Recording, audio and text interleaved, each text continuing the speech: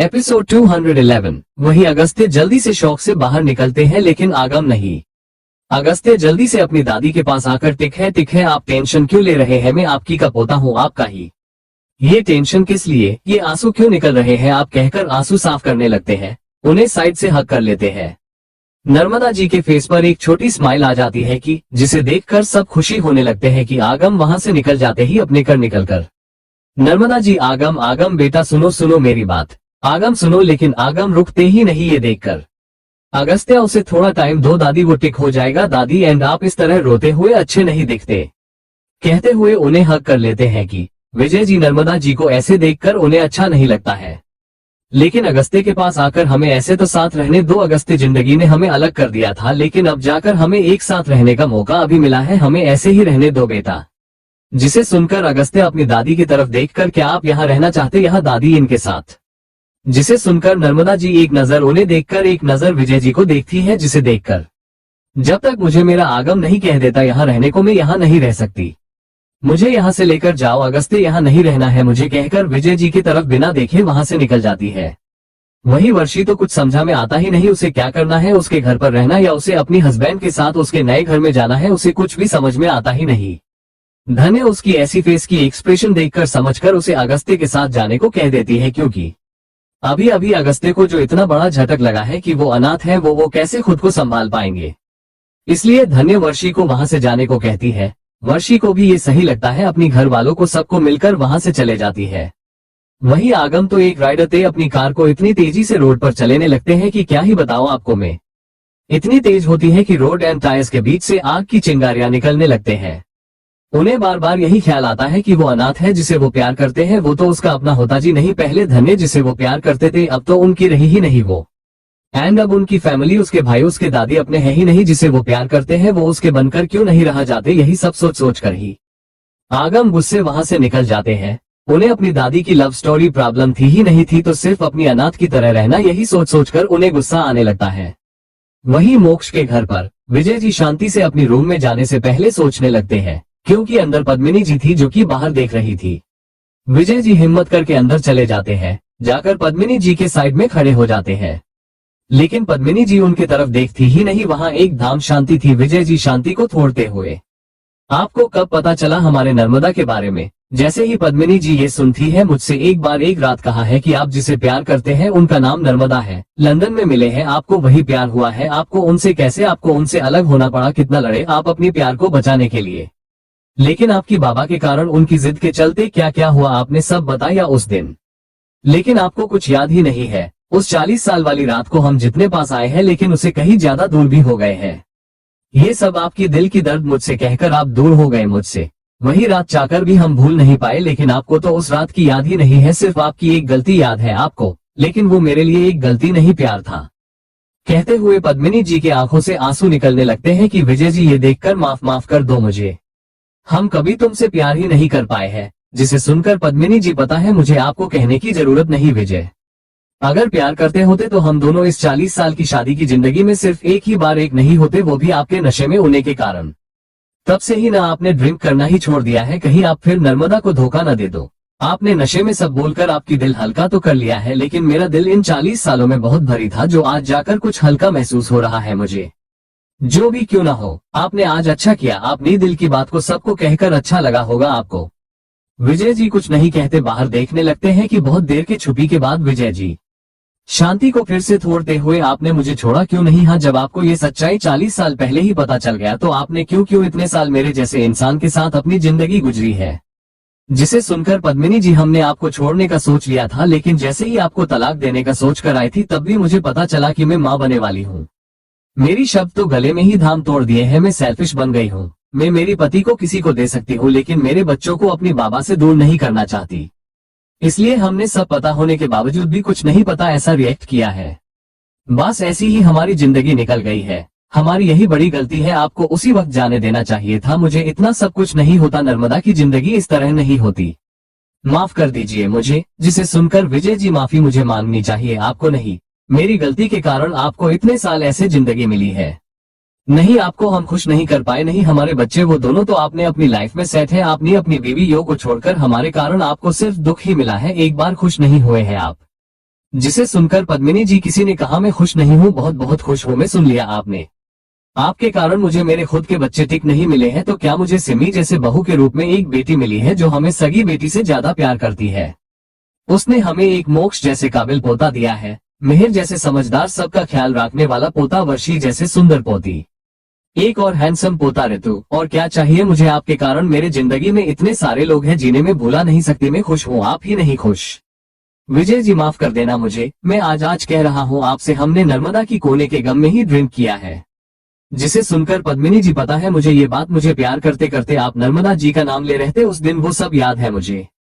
जैसे ही विजय जी सुनते हैं माफ कर देना मुझे, माफी मांगने के अलावा हम कुछ कर भी नहीं सकते हैं आपके लिए। पद्मिनी जी कुछ नहीं कहती है। वही मोक्ष के रूम में धन्य मोक्ष की कंधे पर अपना सर रखकर उसकी गोद में इस वक्त पूर्णी थी जो सोए हुई थी। धन्य धीरे से, मोक्ष से कोई किसी से इतना प्यार करता है क्या जिसके लिए पूरी 40 साल अपनी जिंदगी के दे दिया है नर्मदा दादी ने। इतनी लंबी इंतजार को ही कैसे कर सकते हैं मोक्ष? दादी ने बिना शादी किए उनकी इंतजार किया, लेकिन दादाजी तो उन्होंने शादी कर ली, अपनी फैमिली बना ली, खुश रहने लग गए। ये तो नर्मदा जी के साथ चीटिंग हुआ ना। दादू दादी को चिट कैसे कर सकते हैं? दादी से कैसे शादी कर सकते हैं? ये तो दादू ने चिट किया दादी को। जिसे सुनकर मोक्ष, जरूरी नहीं है कि उनके बच्चे बीवी हो, वो इंसान एक हैप्पी लाइफ जी रहा है। दादू कुछ हैप्पी नहीं थे, उन्होंने दादी को कोई चिट ही नहीं किया है, पता है तुम्हें। धन्य मोक्ष को घूर कर, गुस्से मोक्ष को घूर कर, आपको समझ में आ रहा है कि नहीं मेरी बात? दादी पूरी लाइफ बिना शादी, बिना बच्चों के, बिना सेक्स के गुजर दिया है। यहाँ देखिए दादू को एक बीवी, दो बच्चे, बोलो कितने बार किया होगा दादू दादी के साथ वो सब? हाँ, मोक्ष कितने बार नहीं, बस एक ही बार किया है। मेरे दादू ने वो सब एक ही बार ही किया है, बस उनके जुड़वे बच्चे हो गए हैं। हमने पता करवाया है, एंड वो एक बार भी दादू ने नशे में किया है। एक ही बार, जस्ट इमेजिन करो तुम अपनी पूरी जिंदगी में एक मर्द एक ही बार सेक्स किया है, बाद में नहीं। वो कितना ज्यादा प्यार करते हैं दादी से कि उन्होंने प्यार किया ही नहीं, मेरी दादी को खुद को कितना कंट्रोल किया होगा। एक लड़के को, एक मर्द को खुद को कंट्रोल करना कितना मुश्किल होता है। तुम्हें क्या पता, मुझसे पूछो तुम एक लड़की को, तुम्हें क्या पता होगा ये सब? हाँ, दादू को ऐसे मत बोलो, उन्होंने कुछ नहीं किया है। धन्य मोक्ष पर गुस्सा करने लगती है, मोक्ष अपनी दादू को सपोर्ट करने लगते हैं। दोनों इसी तरह लड़ते रहते हैं। धन्य दादी को साइड लेने लगती है, मोक्ष धन्य की ऐसी बहस करने लगते हैं। वही दूसरी तरफ तो अगस्त्य आगम के घर पर नर्मदा जी घर तो अति जैसे ही घर आती है कि सारी घर को देखकर भी उनके फेस पर स्माइल आती ही नहीं। ये देखकर फिर भी कुछ नहीं कहकर अगस्त्य की तरफ देखकर, मेरा रूम कौन सा है अगस्त्य? अगस्त्य उस तरफ इशारा करके, उस तरफ है दादी कहते ही नर्मदा जी उस तरफ चले जाती है। वही पिया को अभी भी आगम के बारे में सोचते देख अगस्त्य, पिया से आ जाएगा वो, इतना सोचना मत पिया, हम कहकर बात स्माइल कर देती है। जिसे देखकर अगस्त्य भी एक छोटी स्माइल करते ही अगस्त्य वर्षी को लेकर वहां से चले जाते हैं कि पिया को आगम की बहुत ही चिंता होने लगता है कि वो सीधा अपनी कार लेकर निकल जाती है। जैसे ही अपना फोन निकालकर ड्राइव करते हुए बार बार आगम को कॉल ट्राई करने लगती है कि लेकिन आगम बार बार फोन पिक करते हैं नहीं। ये देखकर पिया छिड़कर खुद से ही कुछ ऐसा मात कर देना आगम की जिसे तुम्हें हट हो या मुझे हट हो, एक बार कॉल उठा लो यार कहते हुए बार बार कई बार कॉल लगाने लगती है कि आगम पिक करते ही नहीं की। तभी पिया के फोन में कुछ एमएसजी आने लगता है कि जैसे ही पिया एमएसजी देखती है कि वो मोक्ष के तरफ से था जो कि आगम के एड्रेस ही था, जिसे देखकर पिया के फेस पर एक छोटी स्माइल आ जाती है। ये देखकर पिया सीधा उसी तरफ चले जाती है। वही पिया के फोन में तभी कोई एमएसजी आता है। जैसे ही पिया ये देखते हैं वो तो मोक्ष की तरफ से होता है, जिसमें आगम का एड्रेस एंड लोकेशन थी, जिसे देखकर पिया के फेस पर स्माइल आ जाती है। जैसे ही पिया वो मैसेज पढ़ती है सीधे उसी तरफ चले जाती है, मतलब अपनी गाड़ी घुमा देती है। ड्राइव करते हुए मोक्ष के बारे में सोचने लगती है, पिया खुद से ही इसे सब कैसे पता चलता है? क्या इसने हमारे ऊपर ट्रैकर लगवाया है क्या? इतनी जल्दी सब कैसे पता चल जाता है मोक्ष? कभी उसके बारे में सोचकर ही डर लगता है कि ऐसा लगता है कि उसे सब कुछ पहले ही पता है। हम तो बस उसके सामने ऐसे ही है, उसके सामने बेवकूफ की तरह। इतना स्मार्ट को ही कैसा हो सकता है यार, कहते हुए आगम की तरफ चले जाती है, जो कि एक डांस बार थी जहां पूरे अलग ही माहौल था। वहां की हर तरफ बात शराब पीते हुए लोग ही लोग से भरे हुए थे। पिया चार तरफ देखकर जल्दी से आगम को ढूंढकर वहां से जाना चाहती थी, लेकिन आगम तो उसे मिला था ही नहीं। बहुत देर देखती ही रही थी है को उसकी नजर एक प्राइवेट रूम की तरफ जाती है, जहां देखकर उसे कुछ याद भी आ जाती है। जल्दी से अपनी फोन निकालकर मोक्ष ने जो एमएसजी उसे सेंड किया था वही एमएसजी जाकर चेक करती है, जिसे में रूम का नंबर भी था। ये देखकर तो पिया का मुंह फिर से खुला का खुला ही रह जाता है, मतलब इस इंसान को रूम नंबर भी पता है। मतलब सब पता होता है इस इंसान को, यही सब सोच सोच कर उसे अगली बार मोक्ष के सामने से जाने से डर लगने लगता है। जैसे ही वहां से जाती सीधा उस रूम की तरफ चले जाती है जहां आगम बैठकर पहले से नशे में डूबते थे। सिर्फ नशे की बोतल पर ही उनकी नजर थी, सिर्फ वो दिखाई दे रही थी। उन्हें जीने को ही खबर थी ही नहीं कि उनके आसपास कोई आ रहा है क्या नहीं, कुछ ठीक से देखते ही नहीं, वो तो बांस पीने पर अपना ध्यान लगाकर बैठते हैं। प्रिया जल्दी से आगम के पास जाकर उनके साइड में बैठ जाती है। उनकी हाथ से शराब की बोतल लेकर चलते हुए, बस करो आगम, और कितना पीने लगोगे तुम, हाँ देखो देखो मेरी तरफ आगम। आगम जैसा ही बोतल छीनते ही पिया की तरफ जैसे ही देखते हैं, पिया को वहां देखकर तुम कब यहाँ आए हो यार पिया, अभी लेकिन तुमने ये हालत कैसी बना ली आपने, देखो देखो मेरी तरफ, चलो घर चलते हैं, दादी अगस्त्य वेट कर रहे हैं तुम्हारा, चलो आगम।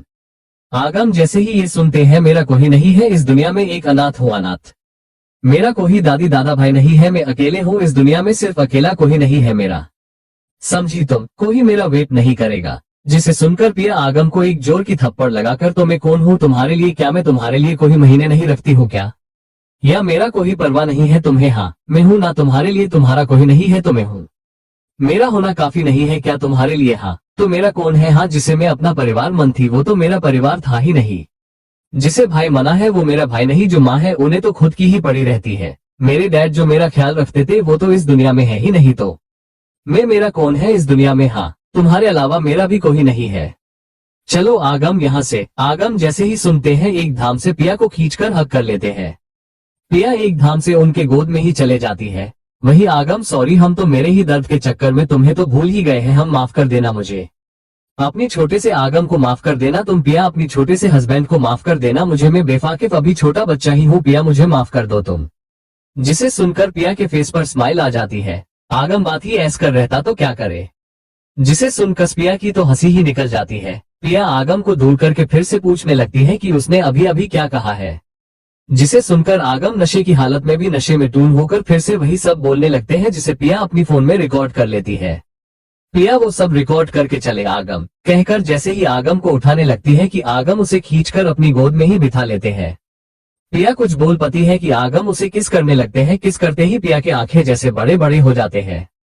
पिया जैसे ही वहां से जाना चाहती थी, लेकिन आगम उसे कसकर पकड़कर कमर से किस करते हुए उनकी हाथ ऊपर ऊपर की तरफ चले जाते हैं। जैसे ही उस तरफ हाथ जाते ही पिया आगम की हाथ को झटकने लगती है कि आगम की पकड़ उस पर और कसने ही लगता है। पिया बार बार धक्का देने लगती है कि आगम उसे खींचकर एक धाम से सोफे पर गिर जाते हैं। आगम के नीचे पिया बड़े ही हैरान होकर आगम को देखने लगती है, अभी अभी हुआ क्या।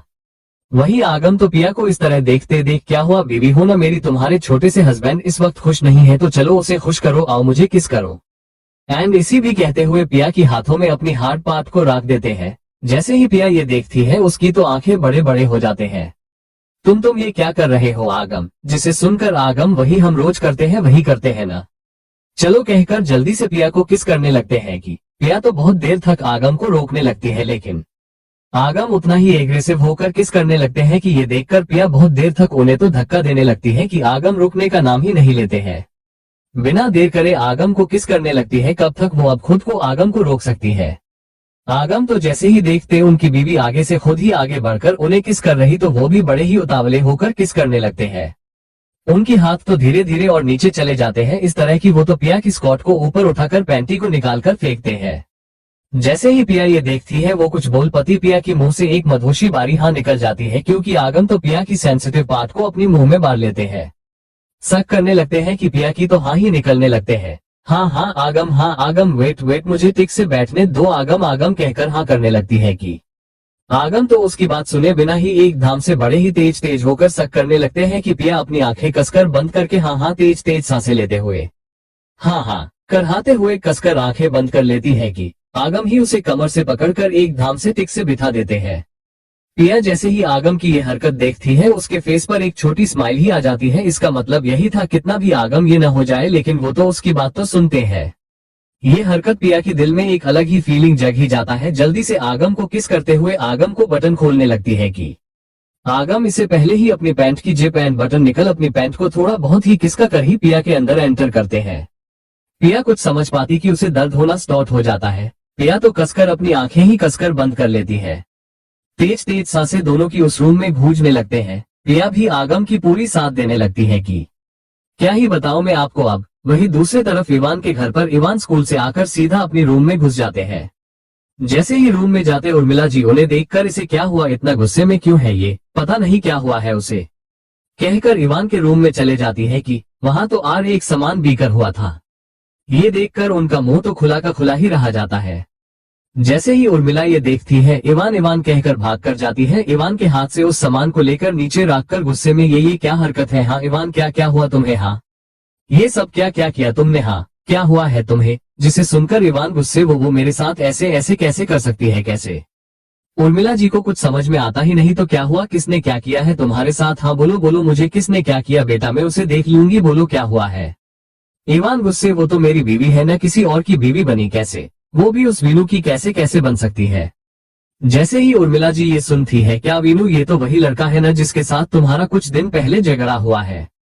इवान, हाँ वही है वो। उर्मिला जी, क्या फिर पूर्णी उस लड़के के पास क्या कर रही है, क्या पूर्णी को तुमने उस लड़के के साथ देखा क्या। जिसे सुनकर वीनू, हम डायरेक्ट तो नहीं फोटो में देखा है, वीनू ने मुझे खुद बताया है कि उसकी बीवी कितनी सुंदर है, लेकिन जैसे ही हमने देखा है वो तो मेरी पूर्णी है। मैं उसे बता भी नहीं सका कि मेरी पूर्णी है, वो तो बहुत खुश नजर आ रही है। पता नहीं मुझे, मैं उसे दूर जाने से इतना दुख हूं तो, लेकिन वो नहीं है दादी, उसकी गोद में हंस रही है, उसने मुझे भूल ही गई है दादी। वो मेरे साथ ऐसे ऐसे कैसे कर सकती है, कैसे। मुझे तो वीनू से ज्यादा पूर्णी पर गुस्सा आ रहा है, मैं क्या करूं दादी। उर्मिला जी के दिमाग में ऐसे ही कुछ आ जाता है। उन्हें याद आ जाता है कि आधी ने कहा था कि मोक्ष की बेटी है, अमीर घर की बेटी है, तो कहीं इवान की इस बीवी की जिद के चलते कुछ न होना जाए, यही सोचकर वो खुद पूर्णी की ना चाहते हुए बुराई करने लगती है। बहुत हुआ इवान, उस पूर्णी तो तुम्हें बहुत ही हॉट किया है, तो तुम उसे भूल ही जाओ। जो लड़की तुम्हें याद नहीं करती है, तुम्हारी परवाह नहीं करती है, उसे याद रखकर क्या फायदा है इवान, भूल जाओ उसे। जिस चीज से तुम्हें दर्द मिल रहा हो उसे छोड़ देने में ही हमारी भलाई होगी, तो उसे भूल ही जाओ तुम। जिसे सुनकर इवान, क्या भूल जाओ, लेकिन कैसे, मैं तो उसे पसंद करता हूं ना। जिसे सुनकर उर्मिला जी, लेकिन वो तुमसे प्यार नहीं करती है ना, तो तुम्हारे प्यार करने से भी कोई फायदा नहीं होगा। देखा नहीं तुमने तुम्हारे डैड को तुम्हारी माँ किस तरह छोड़कर गई है, डैड के प्यार करने के बावजूद भी तुम्हारी मोम ने तुम्हारे डैड को छोड़ दिया है, तो तुम्हारे हाल भी कुछ वैसा ही होगा जो तुम्हारे डैड का हुआ है। तुम्हें में भी पूर्णी छोड़ देगी एक न एक दिन जैसे ही। इवान ये सुनते हैं गुस्से, वो होती कौन है मुझे, इवान राजवंशी को छोड़ने वाली में ही उसे छोड़ देता हूँ। जो लड़की को मेरी परवाह नहीं है, मैं उसके लिए क्यों इस तरह गुस्सा करूँ। वो किसके भी बीवी बन जाए मुझे क्या, मुझे उससे कोई काम ही नहीं रहेगा, कहकर बिना देर करे अपना फोन निकालकर जल्दी से पूर्णी के उनके शादी के फोटोज डिलीट कर देते हैं। उर्मिला जी ये देखकर उनके फेस पर स्माइल ही आ जाती है, चलो टिक ही हुआ है, वरना तो उन्हें डर था कहीं उनका पोता कुछ न कर दे अपनी पागल पागलपान में। यही सब सोचकर उनके फेस पर बड़ी सी स्माइल आ जाती है, जो कि इवान देखने से पहले ही छुपा देती है, ताकि इवान न देख सके, वरना वो समझ जाएंगे। यही सब सोचकर उर्मिला, ठीक है तुम रेस्ट लो, मैं तुम्हें बाद में मिलती हूँ, कहकर वहां से चले जाती है। उनके जाते ही इवान डोर क्लोज करके, तुम बहुत बुरी हो Poorni, I hate you Poorni, तुम मेरी होकर किसी और के साथ इतना खुश कैसे रह सकती हो। इवान के साथ ये सब क्या था, हाँ तुम सच में उसकी बीवी बन गई। वो तुम्हें किस भी किया होगा पता नहीं, और क्या क्या किया है। तुमने मुझे ही तो नहीं रोका है, तो उसे भी तो नहीं रोकोगी तुम। उसने तुम्हें कहाँ कहाँ टच नहीं किया होगा, जो किसी और छू ले वो मुझे। इवान राजवंश को नहीं पसंद, तुम भी मुझे नहीं पसंद, पता है तुम्हें। हमने बहुत ट्राई किया लेकिन नहीं हुआ है। मेरी तो जैसे इस वक्त टाइम ही बुरा चल रहा है, माफ कर दीजिए। आज हमने लिखा है चैप्टर लेकिन सेव किया ही नहीं, मेरे अंदर अब हिम्मत नहीं है दोबारा लिखने की, सॉरी। वेन वी से अभी आता हूँ बोलकर निशांत एम्मा के पास चले जाते हैं। जैसे ही उनके पास आकर बैठ जाते हैं, निशांत को देखकर एम्मा बड़ी सी स्माइल के साथ, हमने सोचा नहीं आप इतना फाइट कर लेते हैं, आपके पास इतना ताकत है, सच में आप बहुत ही स्ट्रांग है। क्या मैं आपके बाजू को टच करके देखूं क्या। जैसे ही वेन ये सुनते हैं, क्या कहकर खुद से जल्दी से निशांत कुछ बोल पाते एम्मा से, मुझे तुमसे बात करनी है, चलो अकेले में। लेकिन एम्मा तो उनकी एक नहीं सुनती है। निशांत की तरफ देखकर, हम टच करें क्या आपकी बाजू को। जिसे सुनकर निशांत क्यों नहीं कहकर अपनी बाजू को आगे करते हैं कि एम्मा बड़े ही एक्साइटेड होकर टच करती है कि ये देखकर वेन का मुंह देखने लायक होता है, उनका मुंह तो खुला का खुला ही रह जाता है। जैसे ही एम्मा निशांत की बाजू को टच करती है कि उसके फेस तो देखने लायक होता है, उसका मुंह तो खुला का खुला ही रह जाता है। ओहो इतना स्ट्रॉन्ग, बड़े पत्थर के जैसे ही है, कहकर और एक बार टच करने ही वाली होती है कि वेन वहां से एक धाम से एम्मा की हाथ को पकड़कर वहां से खींचकर लेकर जाते हुए, हमने कहना मुझे तुमसे बात करनी है, चलो कहकर वहां से एम्मा को लेकर चले जाते हैं। उन्होंने पूरी वार्ड को बुक कर लिया था, तो इस वक्त किसी भी आसपास के रूम में कोई था ही नहीं। वेन उसे लेकर सीधा एक खाली रूम में ही घुस जाते हैं। जैसे ही एम्मा वेन को इस तरह जाते देख बाकी के लोग हैरान होकर एक दूसरे को देखने लगते हैं। वी इसे हुआ क्या, इस तरह एम्मा को लेकर क्यों गया है? जे धीरे से, तुझे पता होना चाहिए, तेरा भाई है वो, तुझे पता होना चाहिए क्या करता है वो एम्मा के साथ, तेरा के साथ तो क्या करता है वही वो करता होगा एम्मा के साथ। कहकर खड़े होकर मैं अमृता के पास जाकर आता हूँ कहते हुए वहां से निकल जाते हैं। वहीं दूसरी तरफ वेन एम्मा के रूम में, एम्मा छिड़कर गुस्से हाथ को झटक कर ये क्या तरीका है खींचने का, हाँ बोलो क्या है ये सब कहकर वहां से चले जाने लगती है कि वेन उसे गुस्से में खींचकर दीवार से लगाकर, बहुत हुआ, तुम बोलो क्या चल रहा है, ये बात क्यों नहीं कर रही हो तुम, हाँ मुझे इग्नोर क्यों कर रहे हो तुम, हाँ ये सब चल क्या रहा है। एम्मा को ये सब मूवीज में अच्छा दिखता है लेकिन आज उसके ऊपर ये सब होने से उसे तो बहुत ही गुस्सा आने लगता है। एम्मा गुस्से वेन की हाथ को अपनी कमर से हटाकर, क्या क्या, हाँ मैं तुम्हें कहाँ इग्नोर कर रही हूँ, सबके साथ जैसे बात कर रही हूँ वैसे ही तो बात करती हूँ ना, तुम्हें क्यों इग्नोर करूंगी मैं, हो गया पूछ लिया सवाल, अब चले मुझे तेरा का पास रहना है कहकर वहां से जाने लगती है कि वेन फिर से उसे कमर से पकड़कर एक ही झटके में खींचकर अपने पास खींचकर, बहुत हुआ क्या बोला तुमने, हाँ मेरे साथ सबकी तरह बातें कर रही हो, मैं और सब एक ही है क्या, हाँ मैं और सब एक ही है क्या बोलो। एम्मा छिड़कर, हाँ एक ही है, जिसे सुनकर वेन को बहुत ही गुस्सा आने लगता है कि जिसे वो प्यार करते हैं उसके लिए वो सब के लिए एक ही है। जिसे सुनकर ही उन्हें गुस्सा आ जाता है कि गुस्से में बिना सोचे समझे, ओ तो मैं भी सबके तरह हूँ, तो तुम आर लड़के को ऐसे ही किस करते फिरती हो क्या, करती हूँ क्या, हाँ। जैसे ही एम्मा ये सुनती है एक धाम से वेन की गाल पर खींच कर लगा देती है।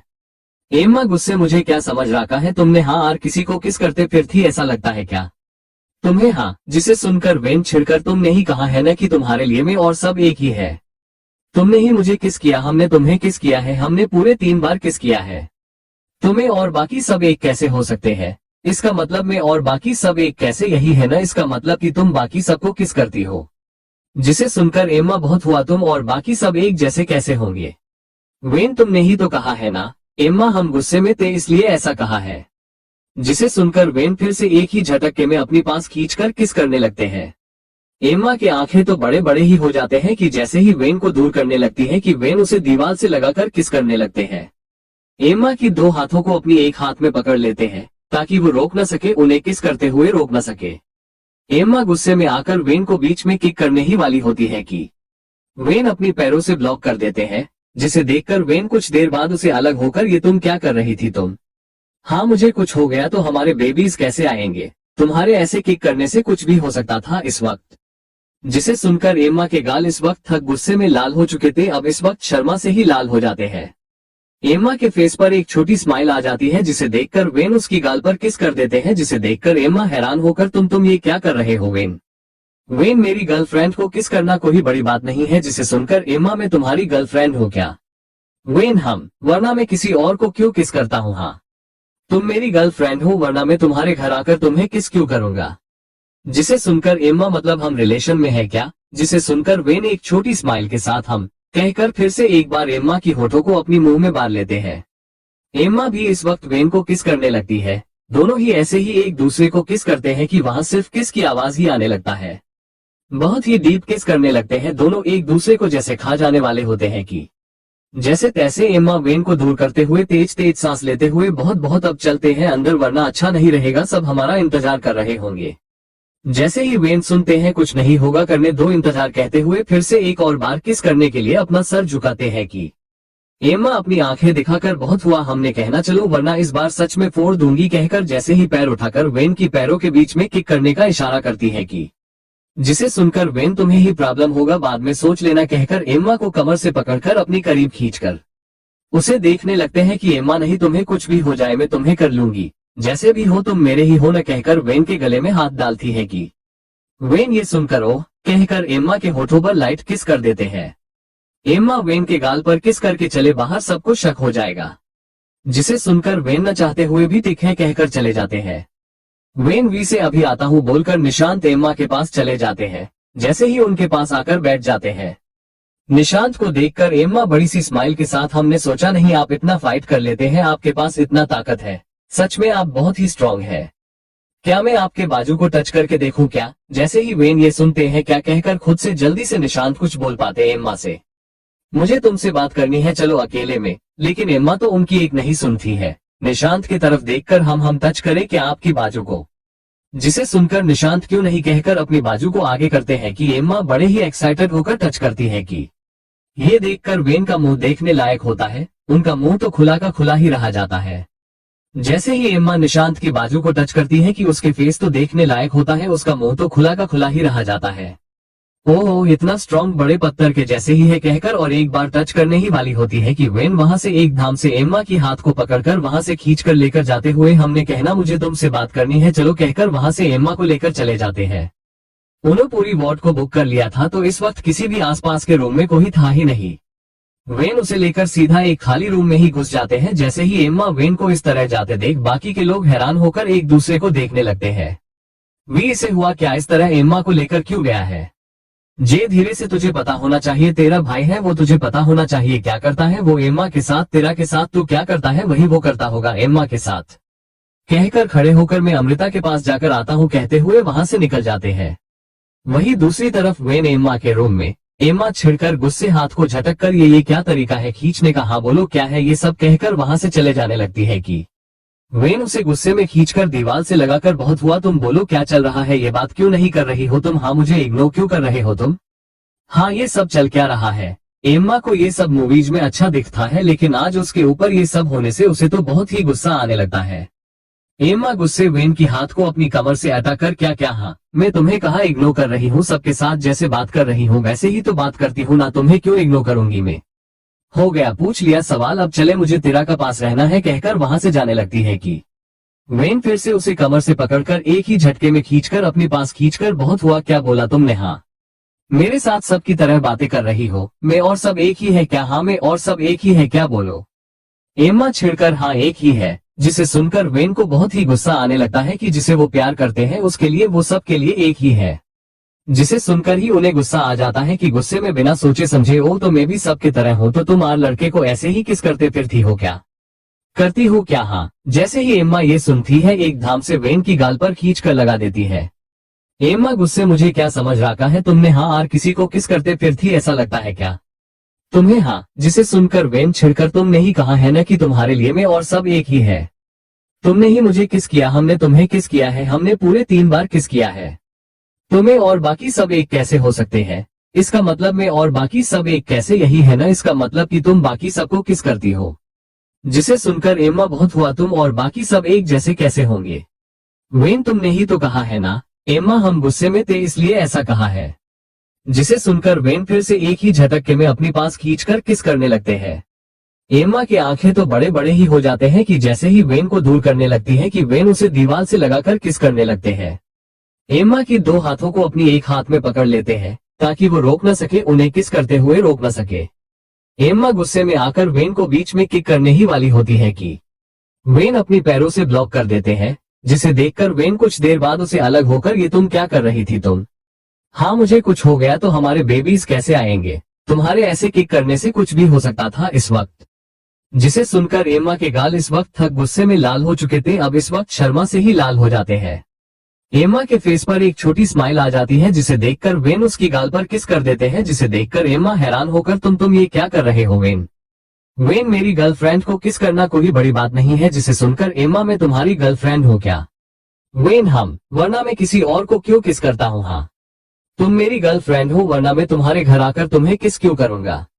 जिसे सुनकर एम्मा मतलब हम रिलेशन में है क्या। जिसे सुनकर वेन एक छोटी स्माइल के साथ हम कहकर फिर से एक बार एम्मा की होठों को अपनी मुंह में बांध लेते हैं। एम्मा भी इस वक्त वेन को किस करने लगती है, दोनों ही ऐसे ही एक दूसरे को। एवान तो गुस्से में तुम मेरी होकर कैसे कैसे किसी और की बीवी बन सकती हो, तुम वो भी वीनू की नहीं, नहीं तुम मेरी बीवी थी ना, ऐसे कैसे कर सकती हो तुम मेरे साथ। उसने तुम्हें पता नहीं कहाँ कहाँ नहीं छुआ होगा, उसे अगर किसी को छुआ तो वो चीज तो मेरी हो नहीं सकती, तुम मेरी नहीं हो पूर्णी, हम तुमसे नफरत करता हूँ कहते हुए घूरकर खुद को शीशे में मेरी कोई शादी वैदा हुआ नहीं कहकर बेड पर गिरकर रोने लग जाते हैं। वहीं दूसरी तरफ तो पिया अपनी बगल को आगम को सुकून के साथ सोते देख पिया उनके होठ पर लाइट किस कर देती है।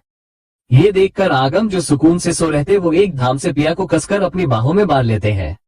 ये देखकर पिया उनकी होठों पर लाइट किस करके सोया नहीं, कितना हैंडसम है ये सच में कहकर धीरे से उन्हें हक कर लेती है कि पिया की नजर तभी घड़ी पर जाती है। जिसे देखकर पिया खुद से ही ओह नो घर पर सब वेट कर रहे होंगे, ये आगम है कि यहाँ आ गए, इतना लेट हो गया है। सब इनकी फिक्र कर रहे होंगे दादी का क्या हाल होगा कहकर आगम का फोन जो कि पास में पड़े हुए पैंट की पॉकेट से निकलकर जल्दी से अगस्त्य को दादी को एमएसजी कर देती है कि वो टिक है पिया के साथ बाहर है, आज रात घर नहीं आएंगे तो उनकी टेंशन लेने से मना कर देते हैं। पिया आगम की तरफ से उन दोनों को एमएसजी कर देती है कि वो और आगम बिल्कुल टिक है ताकि उन्हें टेंशन न हो। यही सब सोचकर उन्हें एमएसजी करके एक बार फिर भी आगम को जगाने की कोशिश करती है, लेकिन आगम तो उठने का नाम ही नहीं लेते हैं। पिया थककर ये नहीं उठने वाले कहकर आगम के सीने पर अपना सर रख कर लेट जाती है। वहीं दूसरी तरफ तो मोक्ष के घर पर विजय जी शांति से बैठकर आसमान को देखने लगते हैं कि मोक्ष आकर उनके साइड में बैठकर एक गहरी सांस लेकर क्या सोच रहे हैं नर्मदा जी के बारे में। क्या विजय जी मोक्ष की आवाज सुनकर जैसे ही साइड में मुड़कर देखते हैं मोक्ष को वहां देखकर, तुम कब आए? मोक्ष कुछ ही देर हुआ है, मेरी सवाल का जवाब दीजिए आप। क्या नर्मदा जी के बारे में सोच रहे हैं आप? विजय जी हम पता नहीं कैसी होगी नर्मदा, ये मेरी हाथों से क्या हो गया है मोक्ष, हमने पद्मिनी की नर्मदा की जिंदगी दोनों ही बर्बाद कर दिया है, हमसे बहुत बड़ी गलती हुआ है मोक्ष। जैसे ही मोक्ष ये सुनते हैं आपने कोई गलती जानबूझकर किया ही नहीं, आप ही कहते हो न जो होना था वो होकर ही रहेगा, तो आप इस सब के बारे में सोच रहे हैं। जो आपके किस्मत में लिखा था वही हुआ आपके साथ, आपने जो भी किया वो पहले ही लिखा हुआ था, आपने कुछ भी नहीं किया है। जिसे सुनकर विजय जी कुछ नहीं कहते हैं, क्योंकि ये सब बातें उन्होंने ही मोक्ष को बचपन से कह रहे थे, अभी उनके पोते ने उनसे ही कह रहता। ये सब कहकर वो कुछ नहीं कहते हैं। मोक्ष अपनी दादू को छुप देखकर आगे क्या करने का सोचा है आपने? क्या मेरी दादी को डाइवर्स देकर नर्मदा जी से शादी करेंगे क्या आप? विजय जी जैसे ही सुनते हैं गुस्से में एक धाम से, तो ये कैसे बातें कर रहा है, ऐसा कुछ नहीं होगा, मैं पद्मिनी जी को ऐसे धोखा नहीं दे सकता, उन्हें इस तरह बीच रास्ते में नहीं छोड़ सकता। जो सफर ऐसे ही बिना मेरी मर्जी के शुरू हुआ हम दोनों के बीच में, उसे मैं पूरा करूंगा, इस तरह पद्मिनी को बीच में नहीं छोड़ूंगा। मोक्ष लेकिन आपने तो नर्मदा जी को छोड़ दिया है, अगर आप दादी को नहीं भी छोड़ेंगे तो उनके साथ खुश भी नहीं रहेंगे, नहीं उन्हें खुश रख पाएंगे आप, इस तरह आप एक साथ तीन जिंदगी बर्बाद कर देंगे। अच्छे से सोच लेना इस सब के बारे में। दादू कहकर चलिए खाना खा लेते हैं, हमने आपको बोला नहीं यहाँ आए हैं, चलिए अंदर। विजय जी मुझे भूख नहीं है, जाओ तुम अंदर, हम बाद में आ जाएंगे। मोक्ष ऐसे कैसे भूख नहीं है, मना कि आपके लाइफ में बहुत कुछ हुआ है आज, इसके चलते आप खाना ही बंद करके बैठ जाएंगे क्या? ये तो गलत होगा, आगे आपको बहुत कुछ लड़ाई करने की हिम्मत करनी होगी, आपको बहुत कुछ होगा आगे, बहुत ही मुश्किल फैसले लेने होंगे आपको, इसीलिए आपको खाने की जरूरत है, चलिए आप कहते हुए खींचकर विजय जी को लेकर चले जाते हैं। वहीं अगस्त्य के घर पर अगस्त्य अपनी दादी को लेकर नीचे आते हैं खाने के लिए, वही हाल नर्मदा जी का भी था, उन्होंने भी खाने से मना किया था। अगस्त्य जी ने ही बहुत ही मुश्किल से खाने को लेकर आते हैं नीचे, जैसे ही वर्षी उन्हें देखती है, आए दादी चलिए बैठ जाइए, आगम भाई का तो एमएसजी भी आ गया है न, चलिए खा लीजिए, चलिए चलिए कहकर उन्हें बिठा देते हैं कि अगस्त्य हाँ देखा है न दादी ने एमएसजी, हमने भी अपना एमएसजी दिखा दिया है उन्हें ने, कहकर चलिए खा लीजिए कहकर अपनी दादी को सर्व करने लगते हैं कि नर्मदा जी एक धाम से अगस्त्य के हाथों को पकड़कर, क्या तुम मुझे छोड़ दोगे अगस्त्य? अब तुम्हें पता चल गया है न मैं तुम्हारे दादी नहीं हूँ, तुम मुझे छोड़ दोगे क्या? तुम अनाथ नहीं, मैं अनाथ हूँ, अनाथ ही रह जाऊंगी तुम अगर मुझे छोड़ कर गए तो। तुम्हें मेरी जरूरत नहीं होगी, लेकिन मुझे तुम्हारी जरूरत थी, उस वक्त हम पूरी तरह अकेले थे, अभी भी है, मुझे तुमसे ज्यादा तुम्हारी जरूरत है बेटा, क्या मुझे अब छोड़ देंगे तुम? बेटा पता चला ना मैं तुम्हारी दादी नहीं है तो। अगस्त्य खड़े होकर अपनी दादी को हक कर लेते हैं। नर्मदा जी का सर इस वक्त अगस्त्य के पेट पर थी, जिसे अगस्त्य सहलाते हुए बास करिए दादी आप कैसे बातें कर रहे हैं, आप अभी भी मेरी ही दादी ही, एंड में क्यों आपको छोड़कर जाऊंगा? कोई पोता अपनी दादी को छोड़कर जाता है क्या? मैं जाऊंगा नहीं, तो आप टेंशन मत लीजिए, आप मेरी ही दादी है, मैं आपका ही पोता हूँ, मेरे लिए खून के रिश्ते से ज्यादा दिल के रिश्ते महीने रखते हैं। नर्मदा जी एक गहरी सांस लेकर, लेकिन आगम ऐसा नहीं मन था होगा, मेरे लिए आप दोनों ही मेरे दो आंखों की तरह हो, आप एक के बिना भी मेरा कुछ भी नहीं होगा, मैं आप दोनों के बिना कुछ भी नहीं हूँ।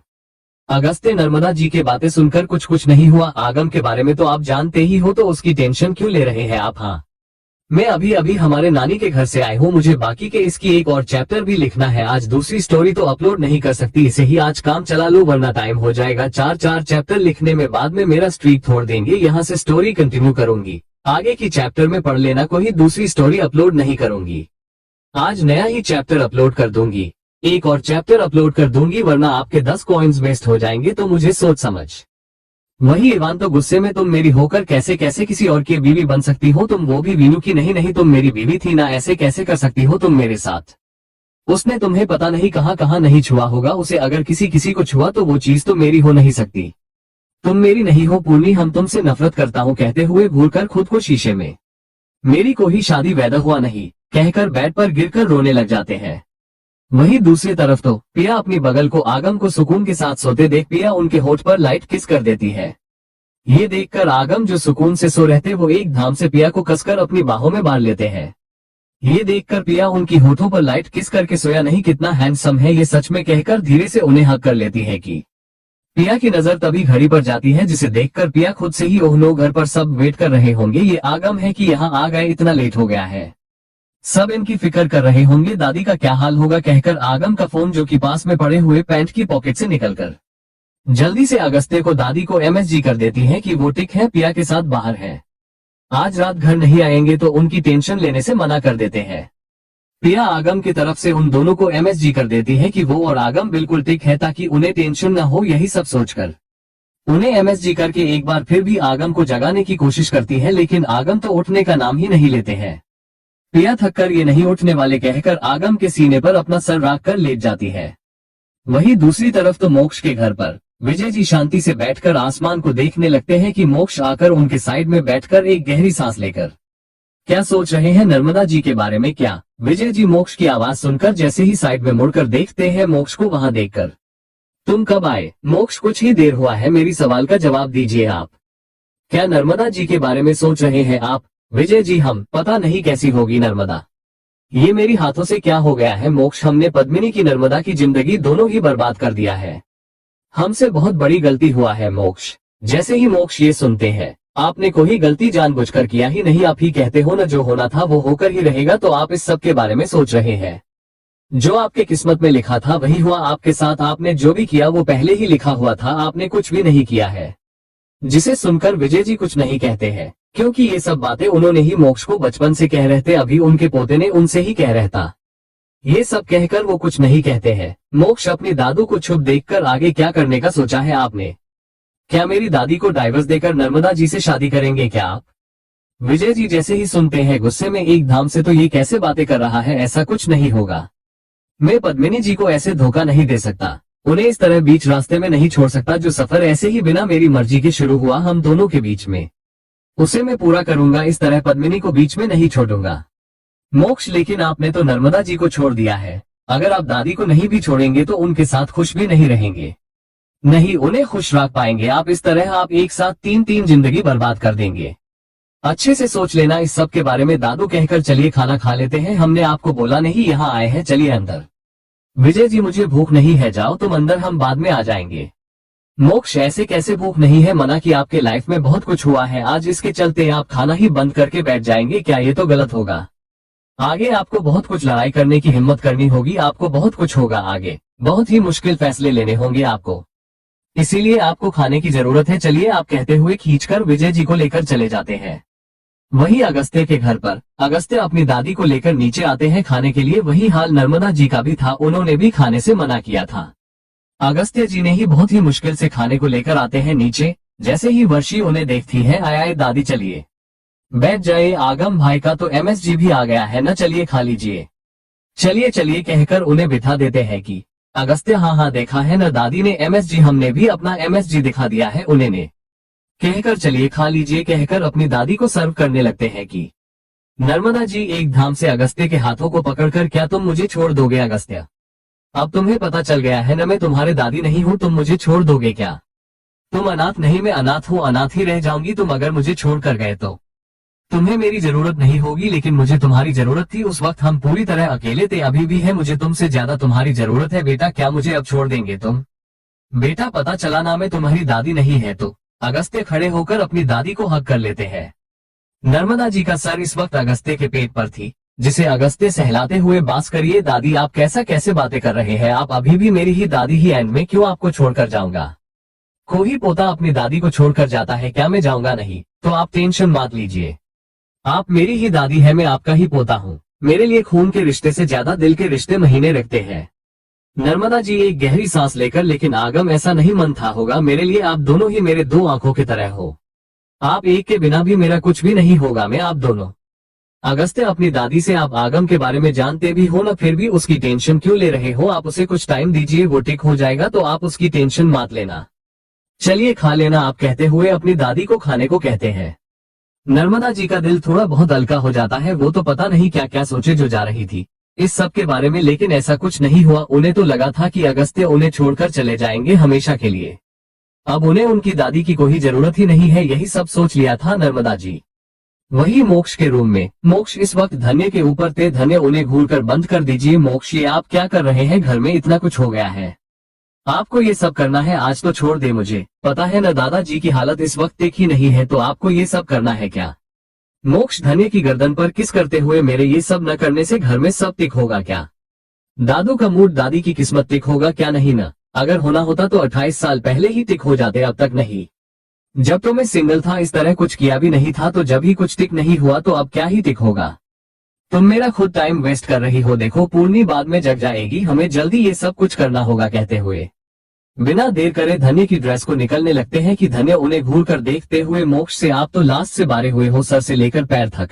एक दिन भी रखेंगे नहीं क्या? इतना भी क्या जल्दी है आपको? जीएस कर मोक्ष, हाँ नहीं सख्त में, जब तुम रात में ये दिन में मेरे पास रहोगी तो मैं खुद को नहीं रोक पाऊंगा, समझी तुम? कहकर बिना देर करे धन्य की ड्रेस को निकलने लगते हैं कि इतनी जल्दीबाज में करने के कारण धन्य को दर्द होने लगता है कि धन्य मोक्ष को घूर कर रुक जाए। आप ये क्या कर रहे हैं? मुझे निकलने दर्द हो रहा है। कहकर मोक्ष को घूर कर खुद ही बैठकर अपनी ड्रेस निकलने लगती है कि मोक्ष तब थक भी वेट होता ही नहीं उन्हें, वो तो वहीं पर ही ड्रेस निकलने लगते हुए ही धन्य को किस करना शुरू कर देते हैं कि धन्य मोक्ष को घूरते हुए उनकी हाथों को अपनी स्तन से झटकते हुए, कुछ देर वेट नहीं हो रहा है क्या आपको? वेट करिए आप। मोक्ष, ये कर क्या रहे हैं आप? मोक्ष, नहीं मुझसे नहीं होगा। कहकर बिना देर करे अपना सर झुकाकर शक करने लगते हैं कि धन्य तो अपनी पति की बेशर्मी को देखकर हैरान होकर रह जाती है कि मोक्ष से आप तो बहुत ही बड़े वाले बेशर्म निकले। मोक्ष बीवी क्या सामने शर्म करूंगा तो तुम्हें पूर्णी नहीं मिलती आज, समझी तुम? अगर अब पूर्ण चाहिए तो छुप छाप में जो कर रहा हूँ वो देखते रहना तुम। एंड प्लीज यार मेरा काम करने दो मुझे। कहकर धन्य की स्तन को अपने मुंह में एक बार लेते हैं कि एक धाम से धन्य की स्तन से दूध आने लगता है। ये देखकर मोक्ष, ये दूध कैसे आ रहा है? जैसे ही धन्य ये सुनती है खुशी से, क्या दूध आ रहा है क्या? मोक्ष, सच सच बोलो, तुमने कुछ किया है ना? बोलो क्या किया तुमने जो 2 महीने बाद भी दूध आ रहे हैं? ये तो बंद होगा ये तेना। अब कैसे अचानक से फिर से कैसे आ रहे हैं तुम्हें? हाँ क्या किया तुमने? हाँ धन्य, कुछ नहीं किया हमने, हम तो ऐसे ही। मोक्ष गुस्से पूछने लगते हैं कि धन्य डर कर टिक है, दांत ना मात आप, हमने डॉक्टर के पास गए हैं, इस वक्त पूर्णी को माँ की दूध की जरूरत है तो हम कैसे? मोक्ष गुस्से, तुम डॉक्टर के पास चले गई लेकिन हमें बांटने की जरूरत भी नहीं समझी तुम। तुम्हें कुछ हो जाता तो हमारा क्या ही हो जाता? हाँ कहकर धन्य के ऊपर से आटकर धन्य पर गुस्सा होकर साइड में होकर लेट जाते हैं कि उन्हें कुछ करने का मन नहीं होता है। ये देखकर धन्य को समझ में आ जाता है मोक्ष उसे गुस्से में है। यही सोचकर धन्य धीरे से मोक्ष को पीछे से हक कर लेती है कि मोक्ष गुस्से में होने के कारण धन्य से दूर होकर लेट जाते हैं कि हनी फिर से मोक्ष के पास फिर से जाकर उन्हें हक करती है कि मोक्ष फिर से दूर होने लगते हैं कि धन्य गुस्से, अगर आप दूर जाएंगे तो देख लेना फिर कभी पास आने ही नहीं दूंगी आपको, सोच लेने अच्छे से। ये कहते ही मोक्ष, जो दूर जाने की सोच ही रहते कि वो एक धाम से रुक जाते हैं। धन्य ये देखकर उसकी फेस पर स्माइल आ जाता है, वो कुछ बोल पाती। मोक्ष, उसके ऊपर अकार बहुत हुआ, सब तुम्हारी मर्जी चलाना चाहिए क्या? जब मान किया जो मन में आ जाता है वही करते रहते हो तुम। हाँ धन्य मोक्ष के ऊपर अकार, मोक्ष को लाइट किस करके, कुछ हुआ नहीं ना मुझे? मोक्ष, हुआ नहीं लेकिन वो दवाई दिखा देना मुझे, हम एक बार मेरे डॉक्टर को दिखा देंगे।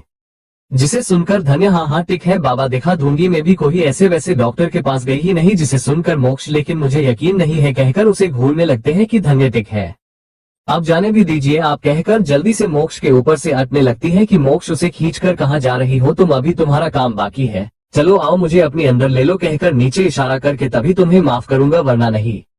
चलो अपना काम करो, कहता ही धन्य अपना सर हिला कर टिक है, चलिए अपने कपड़े तो निकालिए। जिसे सुनकर, मैं नहीं तुम निकलो कहकर बिना देर करे आराम से अपनी हाथों को साके नीचे रखकर धन्य को देखने लगते हैं कि धन्य करना तो नहीं चाहती थी लेकिन अब उसने गलती किया तो उसे ये करना ही पड़ रहा है। यही सब सोचकर धन्य अपनी हाथों को आगे करके मोक्ष की ड्रेस को निकलना शुरू करती है कि मोक्ष उसे आराम से देखने लगते हैं जैसे उसके साथ कुछ हो ही नहीं रहा है, जैसे कपड़े उनके नहीं साइड वाले के निकल रहे हैं। धन्य फेस पर कोई एक्सप्रेशन होता ही नहीं। धन्य जैसे ही शॉर्ट निकलती है मोक्ष को सिक्स पैक्स को देखकर पता नहीं उसे क्या ही हो जाता है। वो तो धीरे से मोक्ष की पैक्स को किस लीक करना शुरू कर देती है कि मोक्ष के फेस पर अब जाकर एक छोटी स्माइल आ जाती है जो जल्दी गायब भी हो जाती है। धन्य तो धीरे धीरे बैठ होने लगती है नीचे से, जो मोक्ष को अच्छे से महसूस होने लगता है कि क्योंकि मोक्ष के ऊपर धन्य बैठी हुई जो थी, जो कि बहुत ही सेक्सी जो लग रही थी इस वक्त मोक्ष को।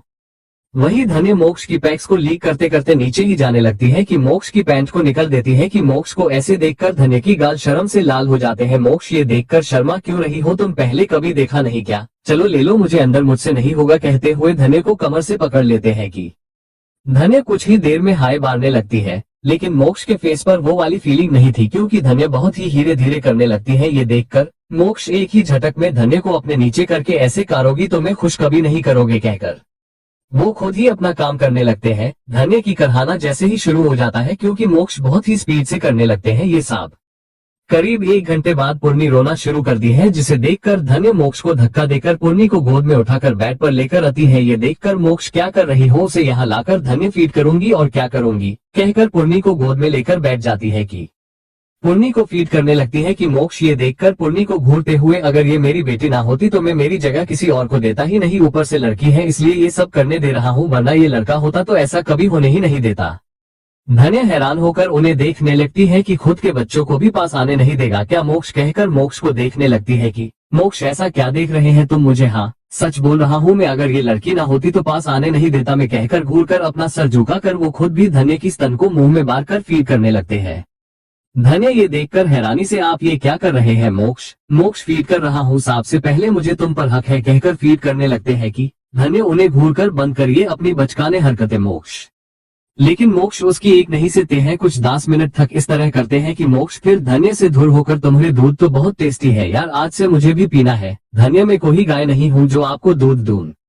मोक्ष धन्य को घूरकर मेरे लिए तुम सब हो, मैं तुम्हारी दूध ही पीऊंगा, ज्यादा नहीं वरना तुम वीक हो जाओगी, बस 4-5 घुट, लेकिन रोज याद रखना कहकर वॉशरूम में फ्रेश होने चले जाते हैं। धन्य ये देखकर अपना सर हिलाकर पूर्णी से आपके डैड पागल हो गए हैं, लगता है बचपन में दादी ने इन्हें अच्छे से स्मार्ट तो बनाया है लेकिन पूरी तरह ये तो बेशरम ही बन गए हैं। अपनी ही बेटी के सामने देखो किस तरह की बातें बोल रहे हैं, बेशरम डैड कहकर पूर्णी को फीड कराकर अच्छे लिटाकर स्विंग में वहां से वॉशरूम में जाने का इंतजार करते मोक्ष का बाहर आने का। मोक्ष जैसे ही बाहर आते हैं धन्य को टॉवल में देखकर जो अब थक आए हुए पड़े थे वो फिर से एक धाम से गर्म होने लगते हैं। धन्य का तो उन पर ध्यान जाता ही नहीं, वो जैसे ही वॉशरूम में घुसकर डोर क्लोज करने लगती है कि मोक्ष एक धाम से डोर को धक्का देकर अंदर घुस जाते हैं, जहां जैसे ही अंदर जाते हैं कि धन्य आप यहाँ फिर से क्या करना है, आपको मोक्ष जो अभी अंदर किया है वही करना है, मुझे फिर से चलो कहकर एक धाम से धन्य की बाजू को पकड़कर शॉवर के नीचे करके शॉवर ऑन कर देते हैं कि धन्य छिड़कर नहीं मुझे नहीं करनी है, लेकिन मोक्ष उसकी एक नहीं सुनते हैं। धन्य की करहाना उस रूम में फिर से शुरू हो जाता है। धन्य की पैर थक कांपने लगते हैं कि मोक्ष उसे कमर से पकड़कर अपनी कमर के चारों तरफ धन्य के पैर रैप करने को कहते हैं। धन्य करहाने ही लगती है कि मोक्ष उसकी होठों को चूमने लगते हैं, जैसे जैसे सब होने लगता है धन्य भी उनकी साथ देने लगती है। कुछ देर बाद उसे देना ही पड़ता है वरना मोक्ष उसे छोड़ेंगे ही नहीं जब तक वो खुश नहीं हो जाते हैं। पता नहीं ये सिलसिला कब तक चलता है। कुछ 2 घंटे बाद जाकर मोक्ष धन्य को बाहर लेकर आते हैं। धन्य ताकि होने के कारण जल्द ही सो जाती है कि तभी पूर्णी फिर से रोने लगती है कि मोक्ष जल्दी से आकर पूर्णी को गोद में उठाकर नहीं नहीं नहीं रोते बेबी देखो मम्मा सो रही है, अच्छी बच्ची हो ना, डिस्टर्ब नहीं करते मम्मा को, मम्मा डैड के काम करके थक गई है, चलो चलो सो जाओ कहकर उसे के पेट पर धीरे धीरे टैप करने लगते हैं कि पूर्णी सोने का नाम ही नहीं लेती है, नहीं चुप होने का। मोक्ष कहीं डर था धन्य की नींद न खुल जाए। वो जल्दी से पूर्णी को लेकर बाहर ही चले जाते हैं, गार्डन में उसे घुमाते हुए सुलाने लगते हैं। अगर कोई लड़की मोक्ष को ये सब करते देखते तो बेहोश ही मिलते। मोक्ष सच में ब्लैक एंड ब्लैक में छोटी सी पूर्णी को गोद में उठाकर बहुत ही ज्यादा हॉट दिखने लगते हैं। मोक्ष की गार्ड भी उनकी बॉस को ये सब करते देख हैरान होकर देखने लगते हैं। उनके बॉस को उन्होंने कभी भी ये सब करते देखा ही नहीं। आज छोटी सी पूर्णी अपनी डैड को बहुत ही परेशान करने लगती है। करीब 1 घंटे बाद जाकर बड़े ही मुश्किल से पूर्णी सो जाती है। खुले आसमान के नीचे ठंडी पेड़ों की हवा में उसे अब जाकर बहुत सुकून की नींद आती है। मोक्ष जैसे ही उसे सोते देखकर जैसे ही अंदर जाने लगते हैं कि पूर्णी फिर से रोना शुरू कर देती है। ये देखकर मोक्ष फिर से बाहर लेकर आते हैं। इसी तरह कई बार होने लगता है। मोक्ष छिड़ तो बहुत जाते हैं लेकिन अपनी बच्ची को फेंक तो नहीं सकते। गुस्से मोक्ष खुद से ही ये प्रेम मेरी बच्ची को बिगड़ कर रख दिया है, पता नहीं कैसे सो जाएगी, ये अंदर जाने से पता नहीं क्या हुआ है इसे, कल तो आराम से सो गई आज क्या हुआ है कहकर अपना फोन निकालकर प्रेम को कॉल ही लगा देते हैं। प्रेम जो सोए हुए थे, फोन की बजने की आवाज से उनकी नींद खुल जाती है। जैसे ही नींद में हेलो बोलते ही मोक्ष गुस्से क्या क्या सीखा है तुमने मेरी बच्ची को। जैसे ही मोक्ष की आवाज सुनते ही प्रेम की नींद तो जैसे उड़ ही जाती है, उनके आंखें एक धाम से बड़े बड़े हो जाते हैं। जैसे ही मोक्ष अंदर जाने लगते हैं कि पूर्णी तो जैसे रोने लगती है। ये देखकर मोक्ष तो छिड़ बहुत होती है, लेकिन क्या करे, वो अपनी बच्ची को फेंक तो नहीं सकते है ना। खुद से ही कल थक टिक थी, आज इसे हुआ क्या है पता नहीं। उस प्रेम ने मेरे बच्ची को बिगड़ कर रख दिया है।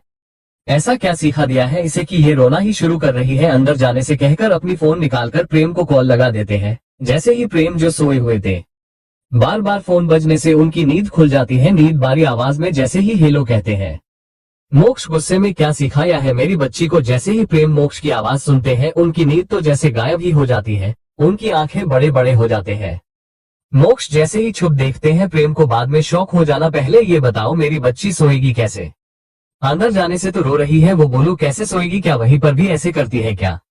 जिसे सुनकर प्रेम व्यंगबारी स्माइल के साथ ओ द मोक्ष सिन्हा को एक छोटी सी बेबी परेशान कर रही है क्या? ये तो बहुत बड़ी बात है कहकर एक धाम से अपनी टोन बदलकर तुम्हारी बेटी है, तुम्हें ही पता चलेगा ना। वैसे भी तुम्हारी बेटी ऐसे ही रोती है हर रात। लेकिन मुझे क्या, तुम डैड हो ना उसके, छुप कर लो उसे एंड दोबारा मुझे डिस्टर्ब मत करना कहकर फोन को कट कर देते हैं। मोक्ष छिड़कर मैं ही पागल हूँ जो उसे फोन किया है हमने। छुप छुप प्रिंसेस देखो, रोना मत, देखो देखो डैड है यहीं पर कहकर पूर्णी को हवा में उछालकर कैच पकड़ने लगते हैं। जिसे पूर्णी खिलखिलाकर हंसने लगती है। ये देखकर मोक्ष के फेस पर बड़ी सी स्माइल आ जाती है, लेकिन जैसे ही फिर से अंदर जाने लगते हैं कि फिर से पूर्णी रोने लगती है कि ये देखकर मोक्ष छिड़ ही जाते पास में राका सोफे पर बैठकर। क्या हुआ बेटा, अंदर जाने से रो क्यों रही हो तुम? अगर इस तरह रोते रहोगी तो मम्मा कैसे सो जाएगी? हाँ कहकर अपनी बेटी से बातें करने लगते हैं। वहीं दूसरी तरफ प्रेम लेट तो जाते हैं बड़ी सी स्माइल के साथ, क्योंकि मोक्ष को जो सुकून नहीं थी उसके बेटी के कारण, लेकिन वो स्माइल जल्द ही गायब ही हो जाती है, क्योंकि उन्हें एक धाम से पूर्णी का ख्याल आ जाता है।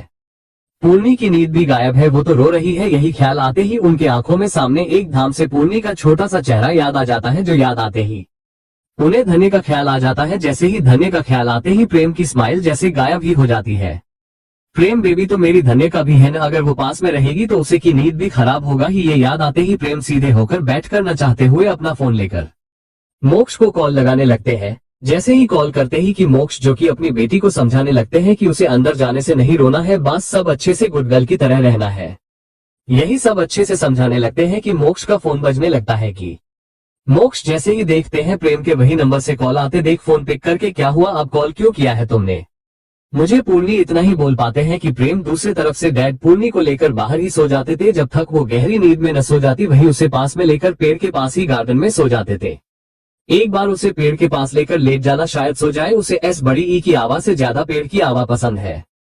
पिछले 2 महीने से वही पेड़ के पास ही सो जाती है। उसकी रूम में पेड़ के आसपास ही रखना, डैड का रूम वैसा ही था तो शायद काम कर जाए तब वो अंदर सुकून से सो जाएगी। जिसे सुनकर मोक्ष बस हम बोलकर बिना देर करे फोन को कट कर देते हैं कि प्रेम छिड़कर मैंने उसे बुला ही क्यों देखा, उसने एक बार भी थैंक्स कहा ही नहीं। मैं ही पागल हूँ कहकर गुस्से फोन को साइड में फेंक कर लेट जाते हैं।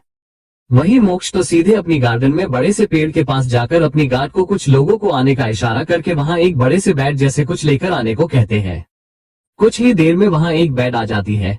जैसे ही बैट आते ही मोक्ष पूर्णी को लेकर वहीं लेट जाते हैं। जैसे ही प्रेम ने कहा हुआ भी ऐसे ही पूर्णी तो गहरी नींद में सो जाती है। कुछ ही देर में बस क्या था, फिर मोक्ष की आंख भी लग जाती है। दोनों बाप बेटी वही बड़े से पेड़ के नीचे आराम से लेट जाते हैं। अगले दिन जैसे ही धन्य की नींद खुलती है, आसपास मोक्ष को ना देखकर आसपास देखती है कि उसे पूर्णी भी दिखाई नहीं देती है। ये देखकर तो उसकी जान तो जैसे अटक ही जाता है।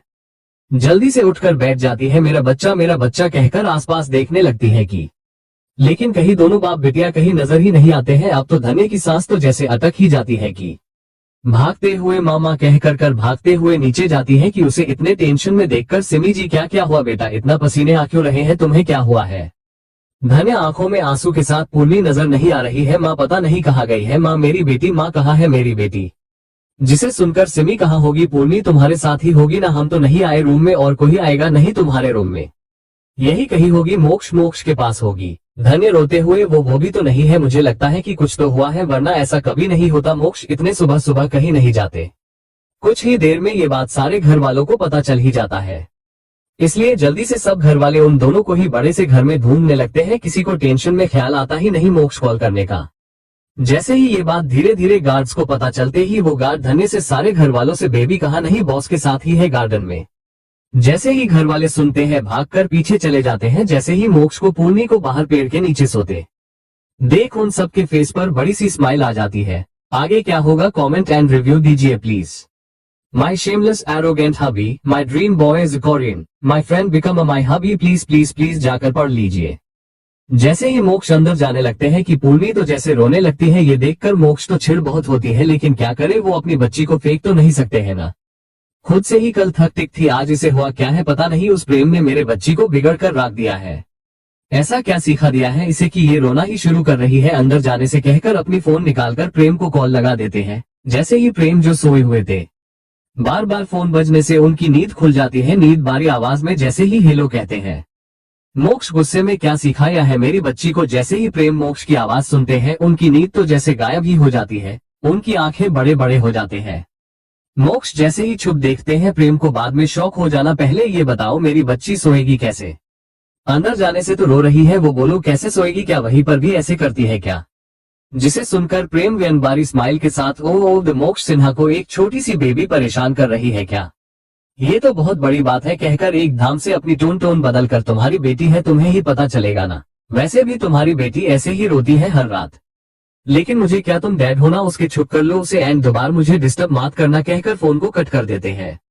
मोक्ष छिड़कर मैं ही पागल हूँ जो उसे फोन किया है हमने, छुप छुप प्रिंसेस देखो रोना मत, देखो देखो डैड है यहीं पर कहकर पूर्णी को हवा में उछालकर कैच पकड़ने लगते हैं, जिसे पूर्णी खिलखिलाकर हंसने लगती है। ये देखकर मोक्ष के फेस पर बड़ी सी स्माइल आ जाती है, लेकिन जैसे ही फिर से अंदर जाने लगते हैं कि फिर से पूर्णी रोने लगती है कि ये देखकर मोक्ष छिड़ ही जाते पास में राका सोफे पर बैठकर, क्या हुआ बेटा, अंदर जाने से रो क्यों रही हो तुम? अगर इस तरह रोते रहोगी तो मम्मा कैसे सो जाएगी? हाँ कहकर अपनी बेटी से बातें करने लगते हैं। वहीं दूसरी तरफ प्रेम लेट तो जाते हैं बड़ी सी स्माइल के साथ, क्योंकि मोक्ष को जो सुकून नहीं थी उसके बेटी के कारण, लेकिन वो स्माइल जल्द ही गायब ही हो जाती है, क्योंकि उन्हें एक धाम से पूर्णी का ख्याल आ जाता है। पूर्णी की नींद भी गायब है, वो तो रो रही है। यही ख्याल आते ही उनके आंखों में सामने एक धाम से पूर्णी का छोटा सा चेहरा याद आ जाता है, जो याद आते ही उन्हें धन्य का ख्याल आ जाता है। जैसे ही धन्य का ख्याल आते ही प्रेम की स्माइल जैसे गायब ही हो जाती है।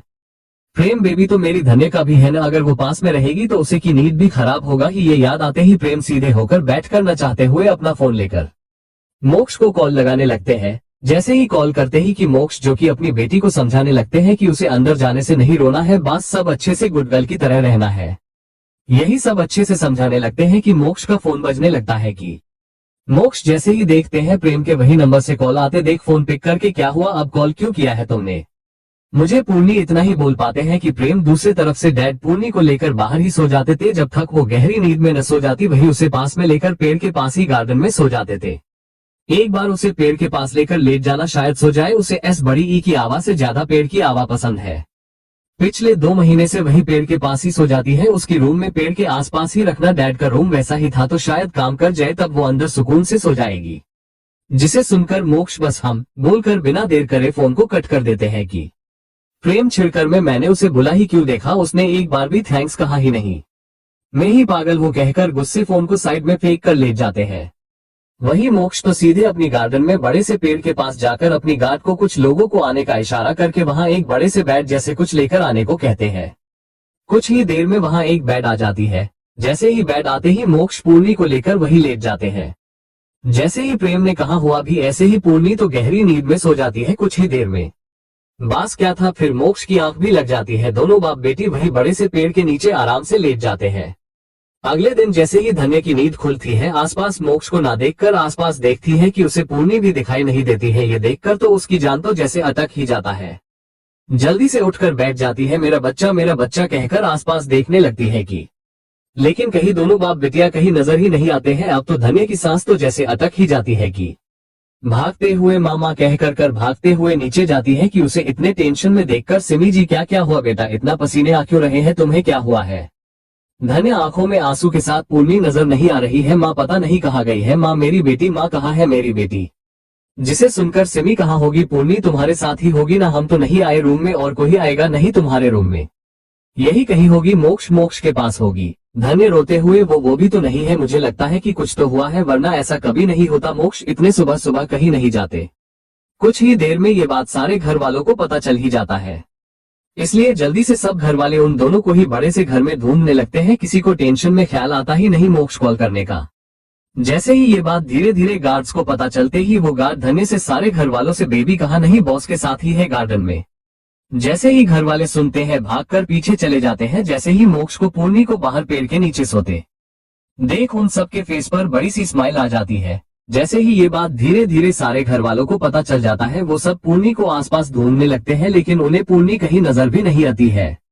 लेकिन किसी को टेंशन में ख्याल आता ही नहीं कि एक बार मोक्ष को फोन करके पूछ ले। धीरे धीरे अब ये बात घर के लोगों के साथ साथ गार्ड्स तक को भी पता चल जाता है, जिसे सुनकर वो गार्ड्स धन्य से कह देते हैं कि बेबी कहीं गई ही नहीं, मोक्ष के साथ गार्डन में है। जिसे सुनकर सारे घर वाले उस तरफ भाग कर जाते हैं। जैसे ही जाकर देखते हैं वहां दोनों बाप बेटी को सुकून से सोते देख उन सबके फेस पर एक छोटी स्माइल आ जाती है, क्योंकि वो दोनों बहुत ही क्यूट नजर आ रहे थे, जिन्हें देखकर ही धन्य बाकी सबके फेस पर स्माइल ही आ जाती है। वही धन्य एक चैन की सांस लेती है उन दोनों को देखकर। पूर्णी तो अपनी डैड मोक्ष की आगे टिक से देखती ही नहीं, क्योंकि मोक्ष ने उसे बहुत ही संभाल कर पकड़ रखा था। वे तो ये देखकर इन दोनों तो डरा ही दिया और यहाँ आकर मजे से सो रहे थे। ये देखकर धन्य उन सबसे, लेकिन ये दोनों यहाँ कर क्या रहे हैं, बाहर कब सोया है मुझे पता ही नहीं चला, कहकर जैसे ही गार्ड की तरफ देखती कि गार्ड वो बेबी बीच रात में बहुत रो रहती तो सर इन्हें लेकर बाहर आ गए हैं। लेकिन जैसे ही अंदर जाने पर फिर से रोने लगी। इसी तरह कई बार हुआ है, लास्ट में यही सो गए हैं सर। जिसे सुनकर सब कुछ नहीं कहते हैं, लेकिन वहां से चले जाते हैं। धन्य को मोक्ष को जगाने बोलकर धन्य धीरे से उनके साइड में मोक्ष को हक करके आसपास देख उनके सीने पर सर रखकर मोक्ष की होठों को लाइट चूमने लगती है कि धन्य की दिमाग में पता नहीं कुछ आ जाता है, एक धाम से मोक्ष के होठों को कट लेती है, जिसे मोक्ष की नींद खुल जाती है। जैसे ही धन्य ये देखती है, उठ गए आप कहकर जैसे ही दूर होने वाली होती है। मोक्ष को तो बस मौका चाहिए था, वो तो खुद आगे से ही धन्य ने उन्हें दे दिया था, तो वो कैसे छोड़ सकते हैं। धन्य को अपनी दूसरी हाथ से कमर से पकड़कर वेट कहाँ जा रही हो, अभी तो मेरा हुआ ही नहीं, तुम्हारा काम तो तुमने कर लिया है, अब मेरा काम भी तो देख कर जाना। धन्य उन्हें घूरकर गुस्से नहीं, इतनी सुबह सुबह आप फिर से शुरू हो गए। मोक्ष शुरू किसने किया, हमने या तुमने? हम तो अच्छे बच्चे की तरह, तुमने ही आकर मुझे जगह दिया है। धन्य वो तो हमने ऐसे ही। इसे आगे धन्य कुछ बोल पति मोक्ष बीच में ही, लेकिन हम ऐसे ही नहीं वैसे ही करेंगे तो अच्छी बच्ची की तरह किस करने दो। पहले ही मेरी नींद पूरा हुआ ही नहीं, हमारी प्रिंसेस ने पूरी रात जगा कर रखा है मुझे, तो मेरे नाइट तो बिल्कुल अच्छी हुआ नहीं, तो मॉर्निंग तो गुड बना दो कम से कम। धन्य हाँ कहकर मोक्ष की गाल खींचते हुए, जो कि है ही नहीं जिम जाने की चक्कर में ना रहे, सो गाल को खींचते हुए, नहीं ओ मेरे हबी की नींद पूरी हुआ नहीं तो चलो मैं आपकी मूड ठीक कर दूंगी, कहकर जल्दी से मोक्ष को आसपास देखकर किस कर देती है। किस करके ऐसा दूर होती है जैसे किस हुआ ही नहीं। ये देखकर मोक्ष छिड़कर क्या था ये, हाँ क्या था, सब में छोटा बच्चा होगी, ऐसी किस दे रही हो मुझे, बड़ों वाली किस दो मुझे, कहकर जबरदस्ती से वो ही एक हाथ से धन्य को किस करने लगते हैं कि आसपास कोई न होने के कारण धन्य भी उन्हें किस करने लगती है। मोक्ष अपनी एक हाथ से अपनी छोटी सी गुड़िया को, जो इस वक्त टंडी पेड़ के नीचे आराम से सो रही थी, एंड दूसरी हाथ से अपनी जान को पकड़कर किस करने लगते हैं। ये पल उनके लिए कस था, जो दिखने भी बहुत क्यूट दिख रहा था। धन्य मोक्ष की तरह बेशरम तो थी ही नहीं, तो वो मोक्ष से जल्दी से दूर हो जाती है। ये देखकर मोक्ष का मूड जो ऑफ होने वाला था, वो छिड़कर कुछ बोलने ही वाले होते हैं कि धन्य उन्हें समझकर बास अभी के लिए इतना काफी है, रात में आपको नहीं रोकूंगी तो कुछ भी कर लेना आप मेरे साथ। जैसे ही मोक्ष ये सुनते हैं, उनके फेस पर बड़ी सी स्माइल आ जाती है, फिर से एक बार कुछ भी कर सकता हूँ ना धन्य, हम कुछ भी कर लेना। जिसे सुनकर मोक्ष के फेस पर टेरी स्माइल आ जाती है, जो धन्य देखकर जल्दी से, मेरा मतलब है आप मेरे साथ ज्यादा भी नहीं करना है वरना मैं मार जाऊंगी। मोक्ष उसे की गाल पर किस करके, मेरे होते हुए ऐसा कभी नहीं होगा, तुमसे पहले मैं ही मार जाऊंगा।